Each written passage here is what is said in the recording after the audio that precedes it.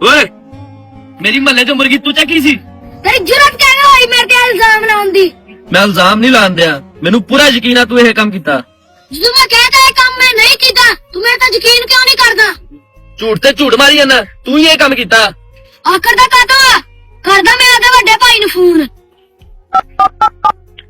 Hello ਭਾਈ ਕਿੱਥੇ ਆ? ਜਲਦੀ ਆ, ਇੱਥੇ ਮਸਲਾ ਹੋ ਗਿਆ। ਆ ਰਿਹਾ ਮੇਰਾ ਵੱਡਾ ਭਾਈ। ਕੀ ਗੱਲ ਤੇਰਾ ਵੱਡਾ ਭਾਈ ਬਦਮਾਸ਼ ਆ? ਤੂੰ ਨਹੀਂ ਹਲੇ ਜਾਣਦਾ ਮੇਰੇ ਵੱਡੇ ਭਾਈ ਨੂੰ। ਉਹਨੂੰ ਵੱਡੇ ਵੱਡੇ ਬਦਮਾਸ਼ ਚੁੱਕ ਕੇ ਮਿਲਦੇ ਆ। ਇੰਤਜ਼ਾਰ ਆ ਮੈਨੂੰ ਤੇਰੇ ਵੱਡੇ ਭਾਈ ਦਾ, ਦੇਖ ਲੈਣਾ ਕਿੱਡਾ ਕੁ ਬਦਮਾਸ਼ ਆ ਉਹ। ਜਦੋਂ ਆਇਆ ਦੱਸੀ ਮੈਨੂੰ, ਇੱਥੇ ਹੀ ਖੜਾ। ਹਾਂ ਆਇਆ ਨਹੀਂ ਤੇਰਾ ਵੱਡਾ ਭਾਈ? ਤੈਨੂੰ ਦੇਖਦਾ ਨਹੀਂ, ਤੇਰੇ ਕੋਲ ਖੜਾ। ਹਾਏ ਕਿੱਥੇ ਆ? ਲੱਗਦਾ ਆਇਆ ਨਹੀਂ ਡਰਦਾ।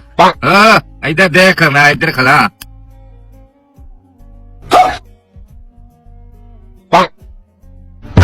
ਫਾੜੇ ਨੂੰ ਜਾਵੇ ਨਾ।